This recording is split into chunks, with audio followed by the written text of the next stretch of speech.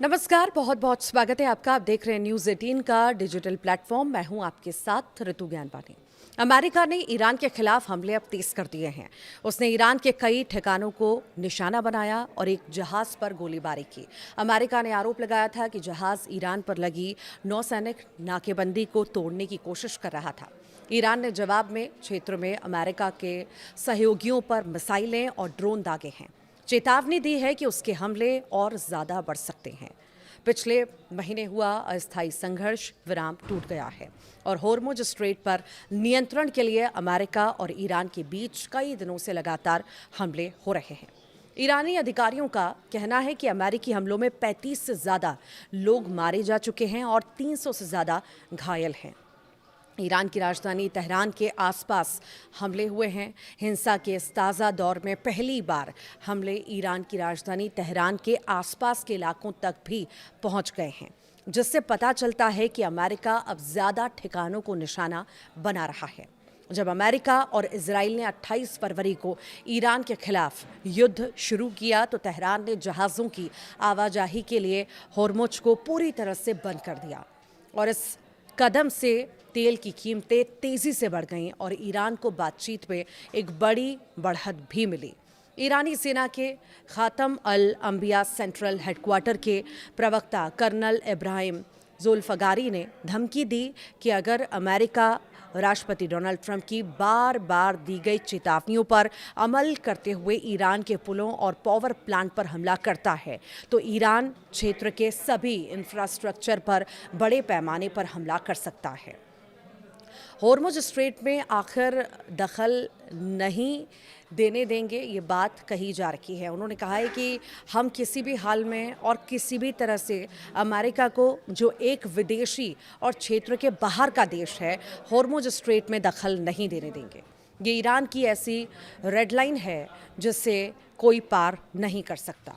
नाकेबंदी फिर से लागू होने के साथ ही अमेरिका और ईरान दोनों ने हमले किए।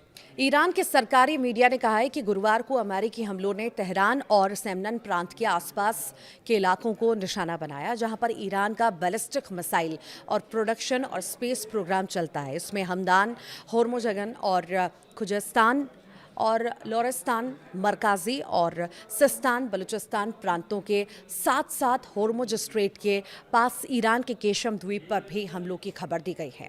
ईरान के डिफेंस और मिसाइल साइट्स को निशाना बनाया गया है। अमेरिकी सेंट्रल कमांड ने कहा कि ग्रेटर टुनब द्वीप पर हुए हमलों में ईरान के डिफेंस और मिसाइल साइट्स को निशाना बनाया गया।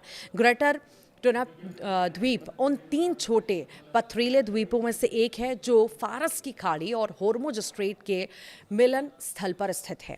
इन द्वीपों पर, जिन पर ईरान ने 1971 में उस इलाकों से कब्जा किया था जो बाद में संयुक्त अरब अमीरात बना, और ईरान का होर्मुज पर काफ़ी नियंत्रण बना हुआ है।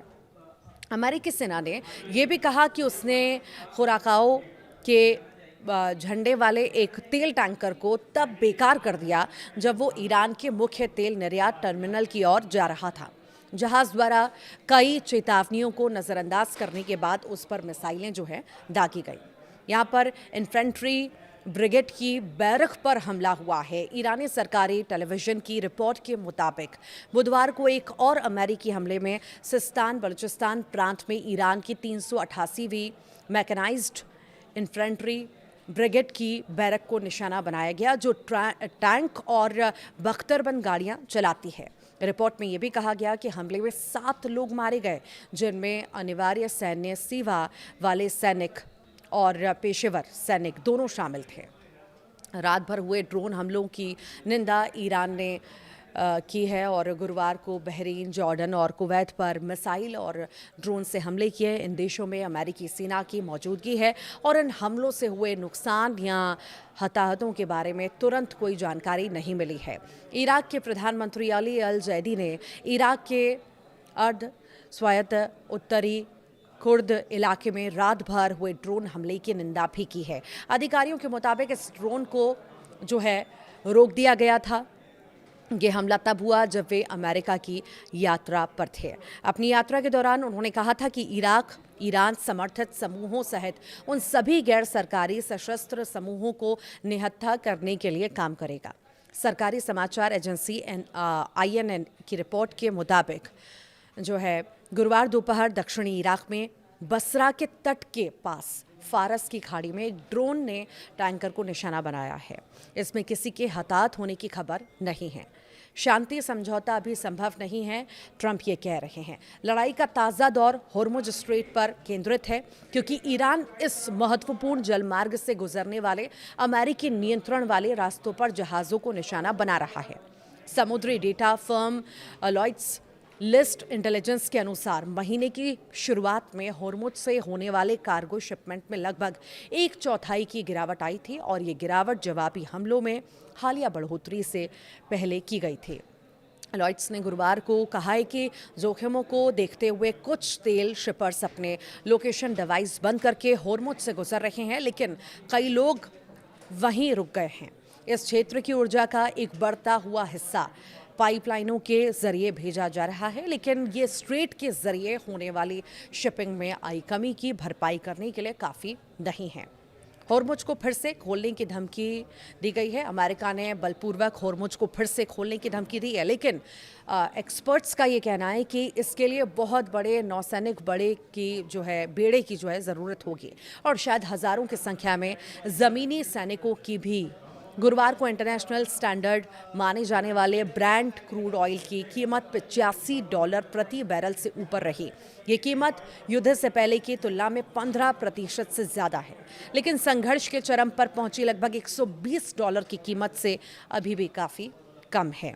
ईरानी बंदरगाहों पर फिर से नौसैनिक नाकेबंदी लागू हुई है। देखिए, बढ़ती कीमतें ट्रंप और उनकी रिपब्लिकन पार्टी के लिए एक खास चुनौती है, जो नवंबर में होने वाले चुनावों में कांग्रेस पर अपना नियंत्रण बनाए रखने की उम्मीद कर रहे हैं।